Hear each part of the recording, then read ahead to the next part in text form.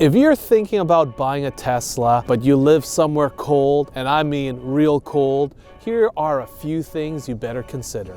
So for the past 3 weeks, I've been having some issues with my Tesla Model Y. I was coming back from a long weekend from the family chalet, and I had to drive about an hour to get home.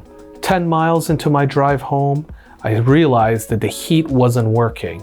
Now that was very unpleasant, due to the fact that it was -15 outside. I had 3 kids in the back seat. My wife is freezing, I'm freezing. Luckily, it wasn't snowing, because if there was, I guarantee you I wouldn't be able to see outside of my windshield because it was just too cold.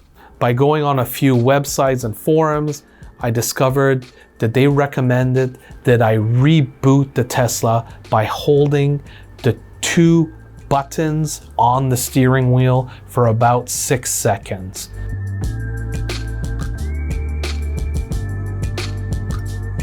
Oh, there we go. So to reboot my Tesla, it took about 1 minute and 15 seconds. However, unfortunately for me, it wasn't really a sensor issue or a software issue. It really was a hardware issue. Fast forward a week later, I did a little road trip to Ottawa. It's about 2 hours away from Montreal. I realized that my heat wasn't working again. But for this ride, we did have snow on the highway, and it was scary because I would use my windshield wipers and it wouldn't clear the water and the snow off my windshield. I had to use a lot of windshield wiper fluid, because if I didn't use the windshield wiper fluid, the ice would build up on the windshield. Now, not only was the heat not working, at one point the screen was completely black. Okay, have you ever seen this before? Look, we're driving and none of my controls are there. That's a little scary. I couldn't see anything. I didn't even know how fast I was driving. I had absolutely no control to the controls of my car. Fortunately for me, I made it back home safely, and a few days later, I finally gave my car to Tesla. After a couple days, Tesla discovered what was the issue. They ordered me a new compressor and a super manifold to fix the heating problem. And this comes as no surprise, since Tesla Model 3s and Model Ys are under investigation by the Canadian government. Tesla Model 3 and Model Y vehicles in Canada are currently under an issued assessment investigation by Transport Canada for a potential issue with the heating, ventilation, and air conditioning system, HVAC, during operations in cold weather climates. The reason why we're seeing these particular HVAC issues with the Tesla Model Y and 3 is because they share around 75% of the same parts. In the meantime, Tesla loaned me a Tesla Model 3, but this car is way too small for my family, especially if you have 3 kids in the back seat. Tight there, eh, Lincoln? See that? Ooh. Even for a kid. Tight space. Lucky enough, they were able to upgrade me to a Tesla Model X, and I must say, I was pleasantly surprised with this car. But even the X has a few issues when it comes to the extreme cold weather. Between the Tesla Model Y and X, here are some extreme cold weather issues that I encountered. Let me break this down into a few categories. Let's start with the freezing of certain mechanical functions. On the Tesla Model X, I encountered issues of opening and closing the Falcon doors.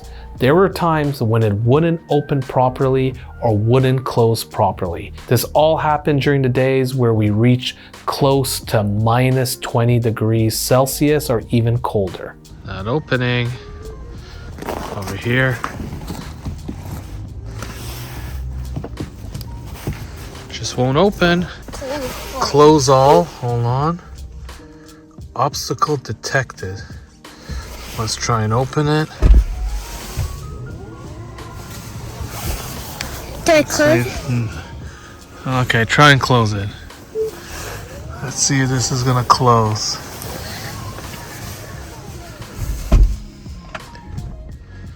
All right.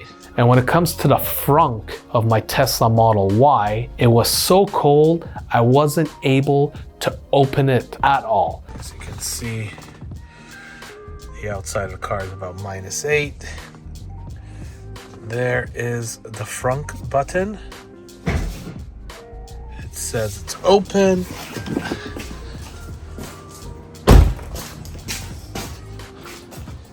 As you can see, there's an opening here. And I try to open it and I cannot open the car. I don't want to damage it, so let's hope that there are no issues. It was frozen shut.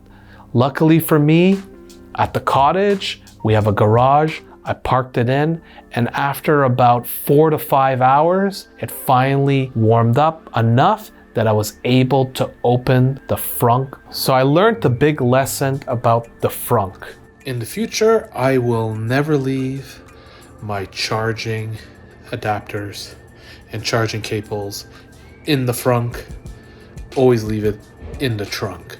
Because if you need access to your charging cables and you can't open your frunk to charge your car, you're gonna be in some serious trouble. Another thing is, when it's extremely cold, the Tesla Model Y windows on the driver's side and on the passenger side sometimes has trouble lowering. When you open your Tesla Model Y, the windows go down. But if it's so cold outside, the windows won't go down, it'll be stuck to the gasket, and you might rip your gasket, or even worse, you might crack your window, break it off completely. I recommend, before going into your car in extreme cold weather, make sure you preheat the car for a good 10 to 15 minutes. This way, your windows are warm enough to be able to open the door without the risk of damaging the window or the gasket. So not to mention, who wants to go into a cold car in the middle of the winter? You want to be warm and you want to keep your booty hot. The next category has to do with charging, specifically your wall connector at home. You'll notice when it gets really cold, -15, -20, the cable starts to stiffen up. It feels like it could crack or snap right off. So it's a little bit concerning. And I wonder that in the extreme cold, if there is the risk of damaging the wires in the charging cable from your home wall connector unit. Another issue that I had with the charging is that sometimes you could get snow stuck in the inside of the head of the plug. Before you stick your Tesla charger into the car, just have a look inside and make sure there's no snow blocking. And if there is snow, all you do is just blow into it and the snow will come off. And you just bring your charger to your car, pops open, stick it in, and you're good to go. Now this is probably the most important category, the Tesla batteries. It definitely reduces range in these frigid temperatures. I would say it would lose up to half its range. My Tesla Model Y is not even 1 year old, and based on the way that I drive and how fast I like to drive on the highway, I would say it loses about half its range. I normally could do about 400 kilometers on the highway if it's the summer, but since it's the winter, on a fully charged battery and I do a long distance trip and it's -20 or colder outside, I could probably do a little over 200 kilometers. And when it comes to the speed of charging a car, that's also drastically reduced. In the cold weather, your battery cannot charge itself as fast as it does during the summertime. If you do charge your car and you want to sit in the car in the middle of the freezing cold, you need to keep your heat on to stay warm. But you need to know that if you're heating your car in the cold and you're charging it, it's gonna take a longer time to charge. I did a little experiment at my house where I plugged the car and I put all the seat heaters on, I put all the defrost buttons on, I put the heat to maximum, and the car wouldn't give me an estimated time for it to be fully charged.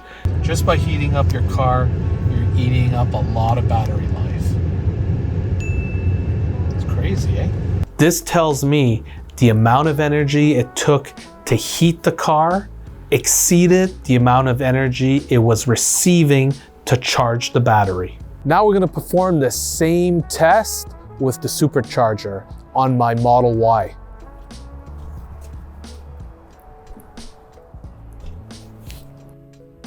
So here we're gonna do full blast, that's on, that's on.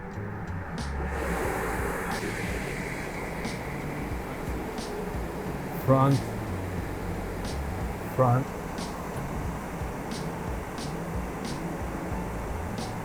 See how long it's charging. 45 minutes. So at least it's able to calculate, right? All right, we're gonna do the same charging the car test while blasting the heat with my Y. Ready? Let's go here. Put the heat up here. Full blast. Put seat heaters. Put all the seat heaters in the back.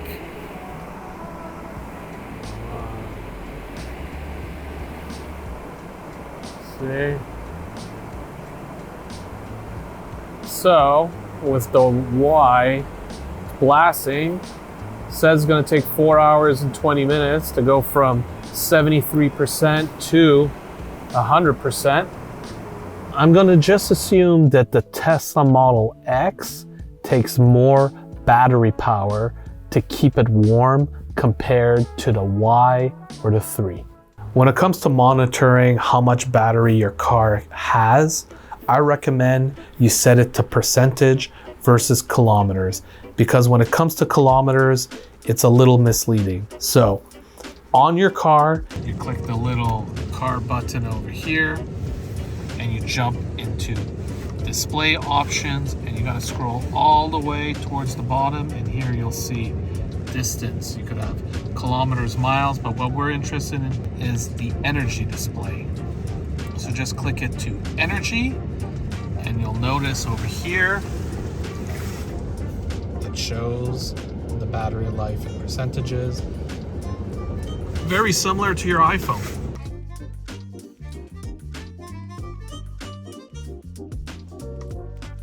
But you can also adjust that on your phone, where you can click the screen on your phone on the Tesla app and switch it from mileage to percentage. It's obvious that Tesla is aware of these extreme cold issues. You even see it in the car's display. You see a little snowflake when the car is really cold, and you'll notice a blue bar on your battery indicator shows you the range lost in the cold weather. Now, when it comes to charging your car, regardless if it's the summer or winter, if you want to charge your car as fast as possible, turn off Sentry mode. Another important thing is, if you're doing a long distance trip, make sure you plug in your final destination on the map in your Tesla. This way, your car will calculate if you have enough battery to reach your destination, and it will let you know where you should charge your car and for how long you should charge your car. Here's an anecdotal observation. Whether I had the Tesla Model 3, Y, or the X, my feet and my legs were always cold in the car. Even if I put the floor heating below my waist, I was pretty cold. I don't know if this is related to the fact that the batteries on a Tesla are always on the bottom of the car. I have a feeling that these batteries really hold the cold in these extreme weather. Now, let me tell you something about Tesla's customer service. They have incredible customer service. I never had this before in my life. You get to talk to someone directly on the phone, or you can even communicate with them directly on the app. Everything is documented. There's no miscommunication. When I was explaining to him some of the issues I had with my car, the Tesla rep asked me to send him the videos directly to his phone. It was incredible. All of the updates that I needed to know were all given to me directly on my phone. When I had the opportunity to upgrade to the Tesla Model X as a loaner car, he called me directly. 30 minutes later, I was at the Tesla dealership. He handed me the keys. The car was completely cleaned and disinfected. I was really happy about that. Hey, they made the leather look beautiful. Remember, I had some messed up leather. I showed it in a previous video, but the leather's looking good. Can't complain. I still love my Tesla Model Y, but these are things you need to consider if you live in a cold climate like here in Montreal. Since Tesla just announced that they're not gonna deliver any semis, roadsters, or Cybertrucks in 2022, hopefully they'll take this opportunity to improve their batteries in cold weather conditions. Till next time, check out my other great videos and make sure you subscribe and give it a like. It won't cost you anything and it'll keep your car battery warm.